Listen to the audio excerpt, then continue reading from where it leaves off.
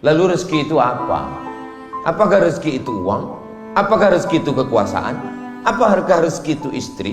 Rezeki adalah semua yang membawa kita kepada mendekatkan diri menuju Allah. Itulah rezeki. Kalau dengan kekuasaan kita bisa dekat dengan Allah, berarti kekuasaan kita rezeki. Kalau dengan istri kita bisa dekat dengan Allah, kalau punya suami kita dekat dengan Allah, berarti itu adalah rezeki. Kalau kita punya harta, kita bisa bangun masjid, bangun pondok pesantren, buat beasiswa tahfiz gratis, berarti dengan harta bisa dekat Allah, rezeki. Tapi kalau punya harta hanya untuk dugem, dugem artinya duduk sambil gemetar.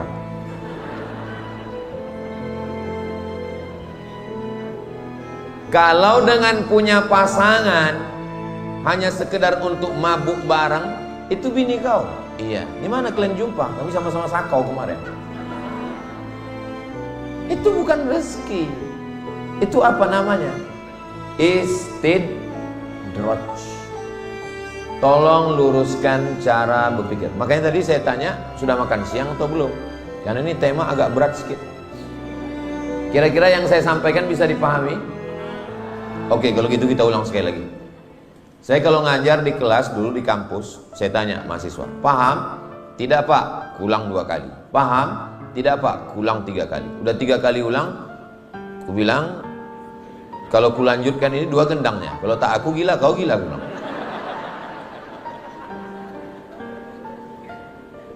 Rezeki, jodoh, anak, jabatan, harta belum tentu sebagai rezeki. Dia bisa jadi istidraj. Fir'aun punya kekuasaan, Namrus punya kekuasaan, Karun punya harta, tapi tidak sebagai rezeki. Dia hanya sebagai azab.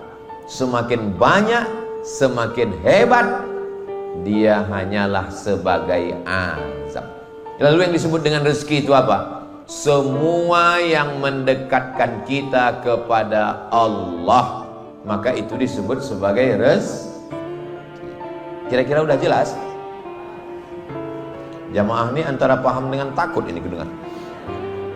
Oke, kalau begitu berapa macam rezeki itu Pak Ustadz? Rezeki ada 7. Yang bisa catat, yang tak bisa tak usah paksakan. Kenapa? Karena ini bisa ditonton ulang di channel Ustadz Abdul Somad Official. Subscribe, like, share, and comment. Abang host katanya saya dikasih waktu 40 menit. Jadi nanti habis 40 menit saya serahkan, baru kita lanjutkan dengan dialog. Dan yang 5 pertanyaan tadi saya tulis, nanti saya jawab satu-satu, insya Allah. Ingatkan saya lagi. Rezeki yang pertama adalah waktu. Itulah rezeki yang pertama. Kenapa rezeki yang pertama itu waktu? Karena ketika bertemu ruh dengan jasad, dan disitulah kita punya waktu. Kalau orang kampung kita menyebutnya, kalau kampung kami, time is money. Waktu adalah uang. Makanya pertanyaan nanti waktu kita mati, yang pertama ditanya adalah an umrihi fima afna, umur kemana saja kau habiskan. Maka yang pertama nikmat adalah waktu. Apakah waktu kita sekarang jam 3 kurang 15 ini rezeki? Ya, karena dengan waktu yang ada ini sekarang kita beramal soleh. Tapi orang yang menyia-nyiakan waktunya, duduk ngobrol dengan kawan menceritakan artis Yanu sudah cerai, artis Yanu tak jadi, artis Yanu sako, artis Yanu mabuk, artis Yanu, itu bukan rezeki, itu laknat, itu ribah, itu apa macam mesin BSA Aceh, BSA Siantar, motor moge besar yang tak selesai. Maka nikmat yang pertama adalah waktu. Kita bersyukur sampai siang ini kita masih dikasih waktu. Apakah sampai besok pagi kita masih dapat waktu? Waktu itu bahasa Arabnya ajal. Likulli ummatin ajal. Setiap orang punya waktu. Idza jaa ajaluhum, kalau waktunya tiba, la yastakhiruna sa'atan wa la yastaqdimun. Tak bisa dimajukan, tak bisa dimundurkan. Makanya ketika orang sudah meninggal disebut, kenapa dia meninggal? Sudah sampai ajalnya. Ajal artinya waktu tak bisa ditambah. Abdul Somad ditakdirkan meninggal tahun kira-kira 150 tahun lagi lah. Saya tidak pernah minta umur saya panjang-panjang kali, karena saya tengok orang sekarang asal lewat 40, 50, asal jumpa mulai bertanya, apa sakit kau? Aku diabetes mellitus, kau? Aku jantung koroner, kau? Asam urat, kau? Asam lambung, kau? Asam pedas. Makin bertambah umur, makin kecil suara. Mulai 60, 70 makin kecil suara.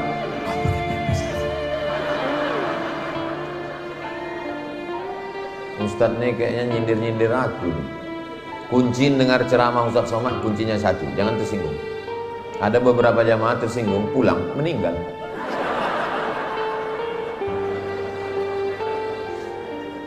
Aku sebetulnya mancing-mancing kalian aja. Kalau saya tengok dari senyum orang-orang ini, kayaknya ini orang nggak punya masalah hidup dan nggak punya utang. Dari mana Ustadz tahu? Senyumnya itu cerah, merekah, lepas. Orang kalau banyak masalah nggak bisa senyum melepas ini. Kita setengah mampus kita mancingnya, capek kita mancingnya, paling kita mancing sedikit. Kalau ini memang betul-betul tak punya masalah hidup dan tak punya hutang piutang. Mudah-mudahan yang ada masih ada utang dilunaskan Allah Ta'ala. Wah, banyak juga orang yang berutang. Bersyukur kita sama Allah, kita masih dikasih waktu, dan waktu hari ini sebagai rezeki apa sebagai laknat? Sebagai rezeki ini sekarang. Abdul Somad, kau kukasih waktu tadi pagi kemana?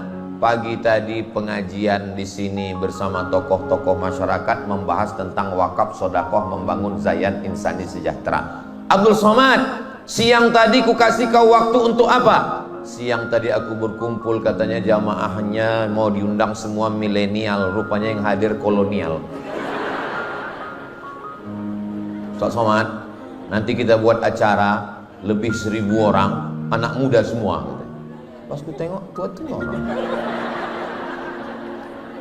Ku bilang sama penitia, itu banyak orang tua. Aku tengok, itu bukan orang tua Ustaz, itu adalah anak muda yang terjebak di tubuh yang tua. Ini semua yang hadir ini anak-anak muda. Alah, dibilang anak muda nggak mau tepuk tangan. Semua yang hadir ini adalah anak-anak muda karena semangatnya muda. Allahu Akbar. Orang tua memang gitu bunyi takbirnya.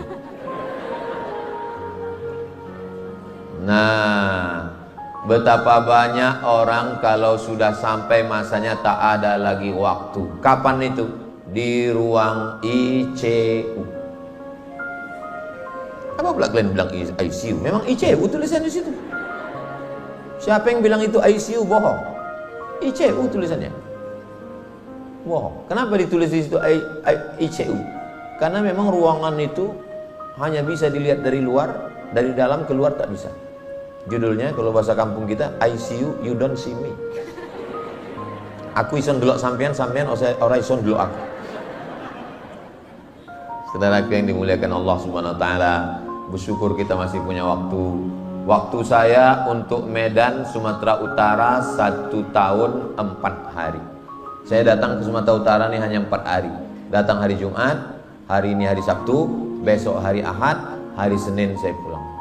Saya di Sumatera Utara ini cuma 3 malam. Malam Sabtu, malam Ahad, malam Senin. Habis itu saya pulang ke Riau. Nanti hari Jumat keluar lagi ke Kalimantan. Nanti keluar lagi. Selama masih ada waktu, jangan pernah kosong untuk kebaikan. Fa idza faragta fansab wa ila rabbika farghab. Nikmat yang pertama, rezeki yang pertama adalah waktu. Yang kedua, rezeki yang kedua adalah iman. La ilaha illallah Muhammadur Rasulullah sallallahu alaihi wasallam.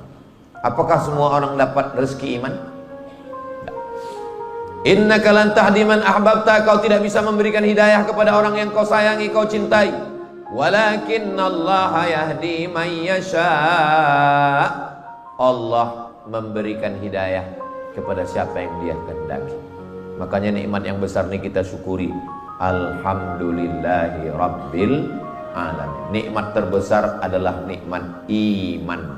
Nikmat terbesar adalah nikmat Islam.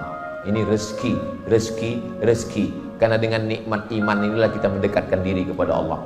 Apakah diterima solat orang yang tak beriman? Tidak. Apakah diterima puasa sunat orang tak beriman? Tidak. Syarat solat, muslim baligh berakal. Syarat puasa, muslim baligh berakal. Maka rezeki yang kedua adalah iman. Rezeki yang ketiga, rezeki yang ketiga adalah orang tua, ayah, ibu. Bagi yang hidup ayahnya, hidup emaknya, pulang dari sini, peluk mereka, cium dia, bawakan makanan kesukaannya. Apa suka dia? Sate Padang. Apa suka dia? Sate Madura. Apa mau dia? Mie keling. Apa mau dia? Getuk. Bawakan. Yang sudah tidak ada, kirimkan.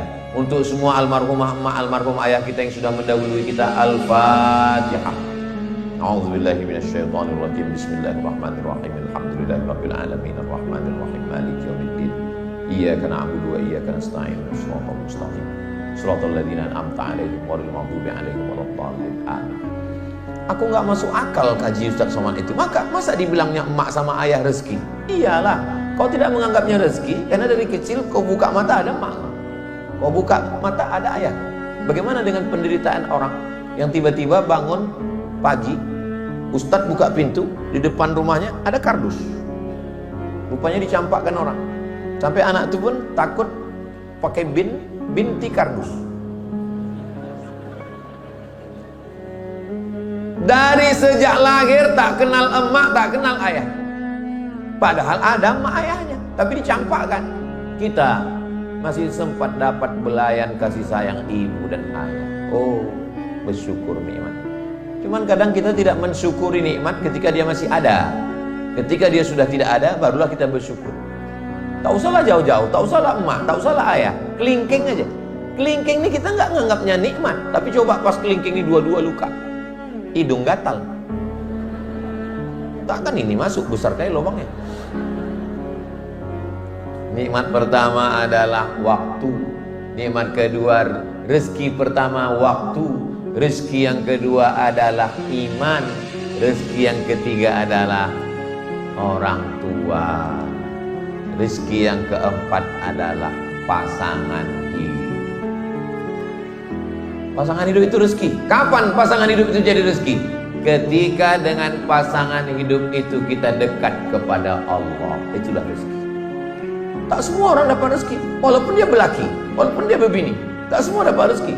Aku dulu Pak Ustadz, waktu masih gadis, jilbabku panjang, bajuku panjang. Tapi sejak aku menikah, lakiku tak suka aku pakai jilbab. Kok tua kali aku tengok macam pakai kelambu. Disuruhnya aku dipotong norak Pak Ustadz. Aku pakai celana lijing. Waktu aku umur 8 tahun dulu, itu suruhnya pakai. Menjerit paha tuh Pak Ustadz. Rambut disuruhnya cat 3 warna merah, kuning, kelabu. Disuruhnya aku pakai tato.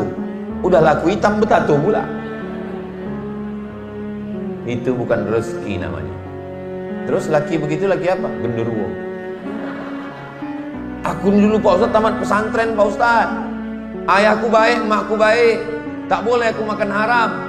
Tapi rupanya Pak Ustadz, entah gimana ceritanya, entah temakan pelet, akhirnya nikah sama biniku ini.